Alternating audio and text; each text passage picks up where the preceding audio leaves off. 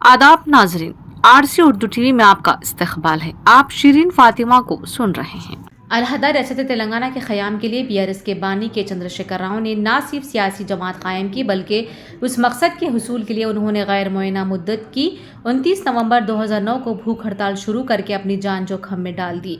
29 नवंबर में बीआरएस दीक्षा दिवस मनाती हैं। आज बीआरएस के अखिलती कायदीन ने अब्दुल मुखीद चंदा की सदारत में तारीखी चार मीनार से उसका आगाज़ किया। इस मौके पर केसीआर की तस्वीर को दूध से नहलाया गया। इस किस्म की तकारीब में 9 दिसंबर तक जारी रहेंगी। इस तकारीब दीगर अखिलती कायदीन मोहम्मद सलीम, साबिक रुकन कानून साज कौंसिल वहीद अहमद एडवोकेट, साबिक सदर नशीन सैयद अकबर हुसैन, इनायत अली बाखरी के मोहम्मद शरीफ उद्दीन व दीगर सरगर्म अमल हैं।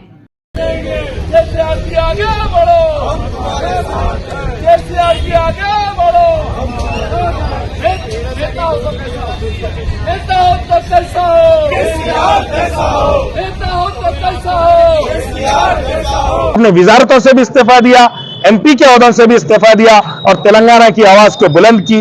और 2006 से 9 तक वो मुसलसल जिद्दोजहद करते रहे।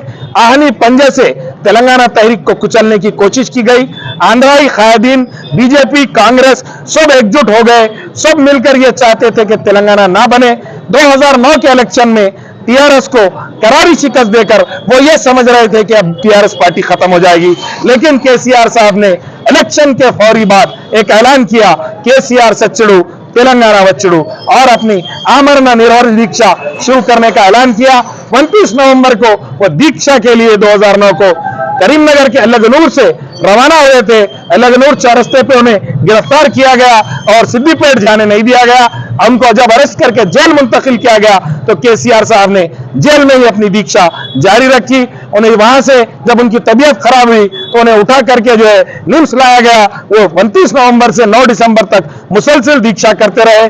तेलंगाना अगर बना है तो सिर्फ और सिर्फ केसीआर साहब की कुर्बानी, उनकी अज़्म मुसम्मम, उनकी जिद्दोजहद और उनकी जो है तेलंगाना के खित्ते से, तेलंगाना की 4 करोड़ आवाम से मोहब्बत का जो जज्बा था उसी वजह से हासिल हुआ।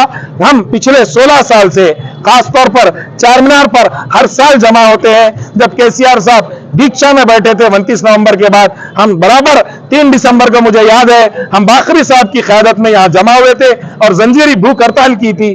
तेलंगाना के 4 करोड़ आवाम मुत्तहिद होकर सिर्फ एक ही बात बोल रहे थे, केसीआर साहब आप दीक्षा में हैं, आप आगे बढ़िए, हम आपके साथ हैं। आज जिस तरीके से हमने नारेबाजी की है उस वक्त भी हम वही नारेबाजी कर रहे थे। अगले 3 साल में ऐसा चक्रम चलाएंगे कि मरकज भी तब्दील हो जाएगी और यहां पर भी तब्दील हो जाएगा।